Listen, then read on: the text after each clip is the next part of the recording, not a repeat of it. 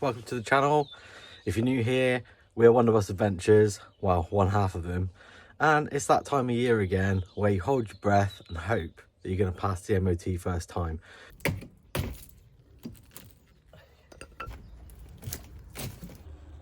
Because it's a good product, but mine is not behaving like it should. But to get us there, I'm going to do a few jobs before we go to the MOT station to just try and make that a little bit more of a reality. Starting off with something that, if you follow the channel or you own a Mercedes Vario or old van, involves using, I think, probably an angle grinder. So one of the advisories last year was that I needed to tidy up the driver's step. So I'm going to get under and do that because it's not holed through or anything. It's just a little bit rusty, needs a bit of a wire brush and a clean up. But before we went on our last trip, I was getting out of the bus a little bit like this, and I heard an almighty clunk, and I thought, don't think it's my hip. Turns out actually it was this bottom step. If you look here on the front lip of our step, we've got two pieces of angle, box section, sorry. Basically, it's been used to sort of give the front lip of the step, and over the years, obviously it's got full of water and gone rusty.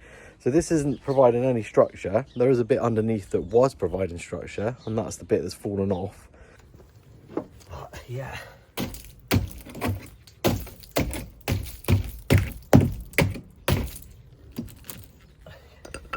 This is untidy and, you know, a little bit sharp. So what I'm going to try and do is figure out how I can make this good, maintain the non-trip factor of the step.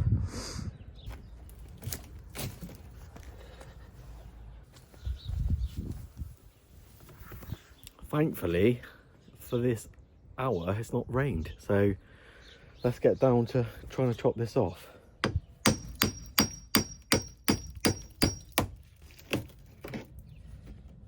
Good enough.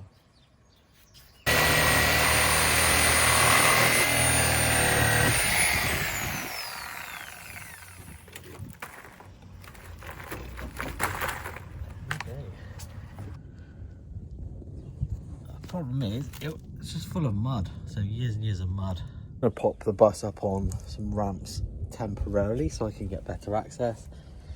I can cut this off and square it off. There is a good piece of metal underneath actually, but I need to cut part of that off too so it's just not hanging down. Bit of grindy grind.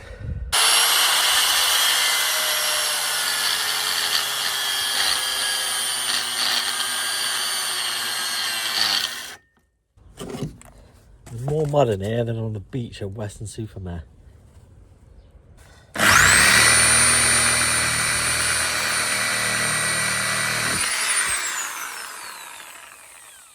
Oh yeah, beautiful. Oh my gosh, that was horrible. I've never had one do that before. I'm going to change it now, obviously. Spring cleaning. Alright, so all that horrible metal's gone. I just need to sweep up. It's hella strong still. Doesn't move. The weather's been atrocious, so I couldn't really voice over what I was doing. So I kind of had to do it retrospectively. So after the step came off, all of that rusty stuff underneath, which really wasn't supporting anything anyway, I reckon that's probably about 6 to maybe 8 kilos of weight saving as well, which is good. I found a little bit of aluminium angle in the garage, which was fabulous. I have bonded that on to the bottom of the step and riveted it on. It's nice and sturdy. And then what I've found is a lovely rubber lip that actually comes right underneath where my door seal goes and goes over the front of that. What I didn't quite get right was the end cap of it, but I have made something to sit on the end. So I've been using ASA filament quite a lot recently, so this stuff is good and strong, but also it's UV stable and heat stable and weather resistant. So what I've done is I've made like a dummy copy out of PETG down here, which you can see, and now that I know that it fits and it looks good, I'm going to just Sikaflex this in place so it finishes that off nicely, but also creates like a nice sort of, I guess, point for the bottom of the lip of the door to sit on too, which we've not had before. Problem is, now this end looks a bit tatty, so I might have to redesign that before the end of the video. So I've got a couple of those jobs done. I changed the windscreen wipers, checked all the lights, and I was ready for the MOT. I drove it to the MOT station this morning and the driveway is empty still.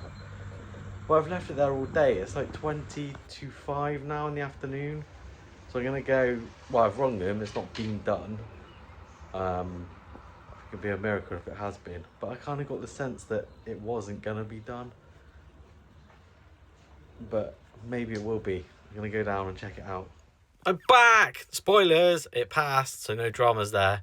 So, you know, a little bit of a wait, all good. £54.50, not bad for an MOT. So let's get on with some more fixes and upgrades once it stops raining. Alright, so we're through the MOT and we're on to jobs now. So one of the things that we installed in our wet room, bathroom, is this roll door, sliding door. And to be fair, it's been really good. Like, it's completely waterproof, it keeps the unit sealed, but as you can see, like, when we installed it, we didn't Scotch guard it and we've got some handprints on it. So one of the things that we need to do is take it out and clean it and Scotch guard it. Because it's actually sunny in the UK, we're going to do that. However, at the same time, I do need to sort of service it, because one of the problems we've got with it at the moment, when you shut it, it's not rolling up quite as well as it should. It can get stuck when it's wet, so I've been advised to take it out and unroll the cartridge, just readjust the strings on.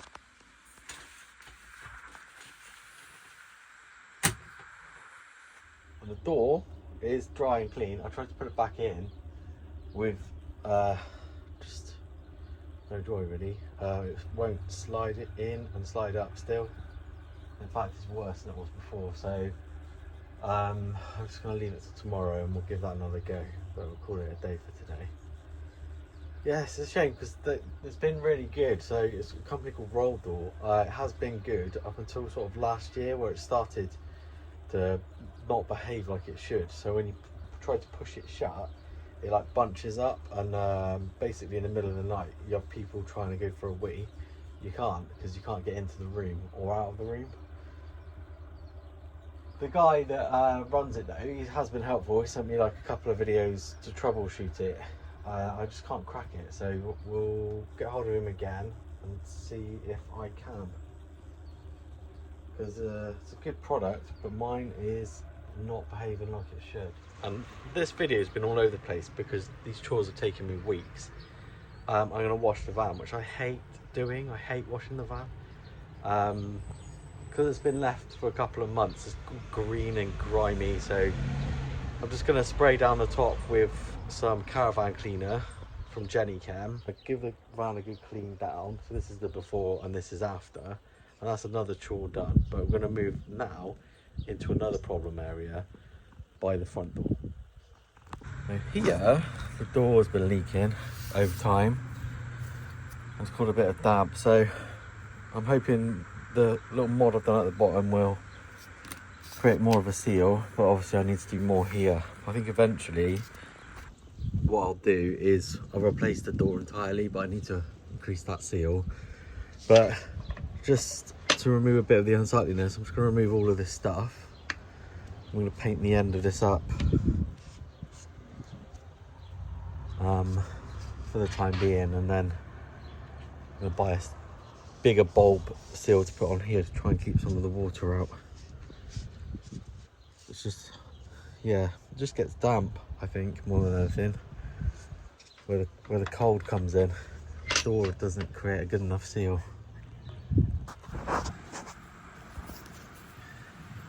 Painting away downtown. Okay, what I'm actually using here is a product from Zinza. I'm going to use it in my bathroom. It's actually for, it's mold resistant paint, so it's actually made for sort of bathroom ceilings and walls. But it'll seal this wood just fine. I'm going to use it as an undercoat. Get a couple of coats of this on, it dries real fast. And then on with a bit of colour, which in our original videos, people are like, oh, you could do a bit more colour. So we got there eventually, now that the doors ruined this end wood panel for me. So let me know what you think. Look better or worse? I, for one, are pretty pleased with the little makeover of the entrance hall of our little home. Onto the boot area. Okay, in the boot area now, so there's not much more to do in here apart from have to tidy up. As you can see, I've just chucked all my stuff in here. New stuff for this year. Okay, so we usually use the Camco Taste Pure filters, but they were coming out at like £47 on Amazon this year, unless you bought 4, and then they'll come out at 80, but I didn't fancy that. So I've gone for like a different brand, Bring Pure. So these via Amazon came from the USA, and you got 2 of them for around 30 quid.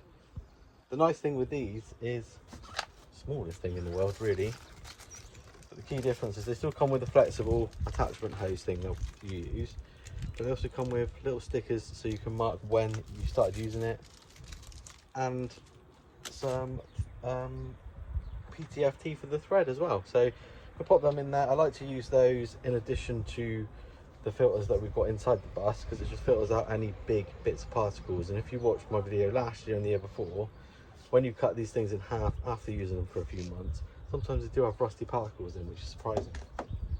Other things that are new in here that we'll show you on our next trip when we come on up, hopefully if the weather's sunny. We've got some new chairs that we've purchased from Aussie Gear. So we like our little compact chairs, but after a few seasons they've got a bit UV beaten, so we've gone for those now.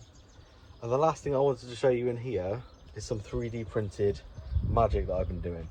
A very talented individual has made these little cases, so I printed one of these off, which is cool, and it uses a system called Gridfinity. So this is a uniform system that you can then either print off things that people have made or make your own. And look what I've made. So I've designed all of these from scratch.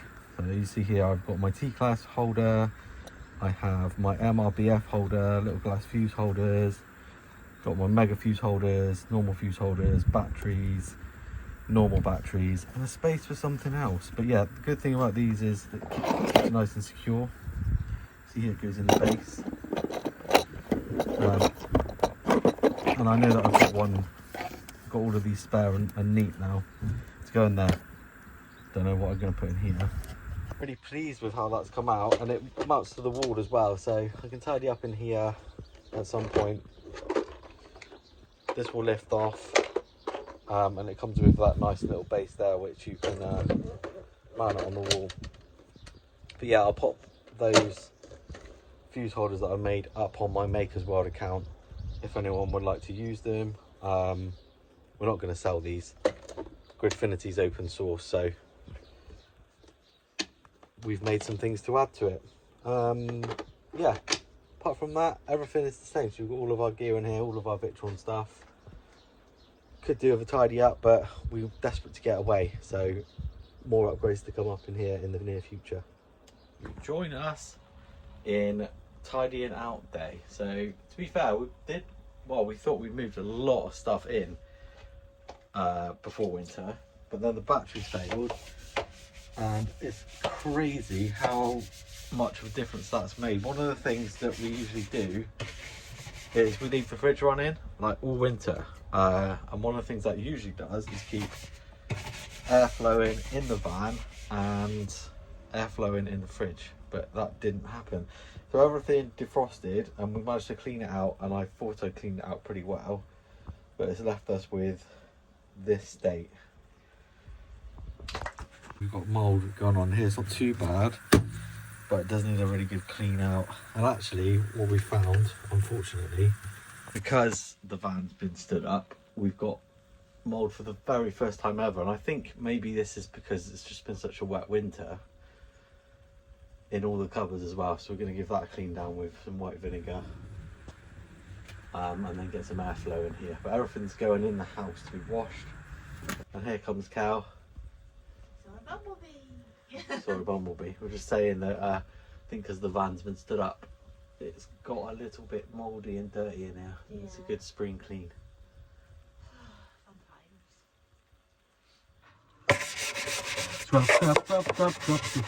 Scrubbing mould off my fridge. All in the name of going on holiday. Na, na, na, na, na, na. It'll be worth it in the end, maybe.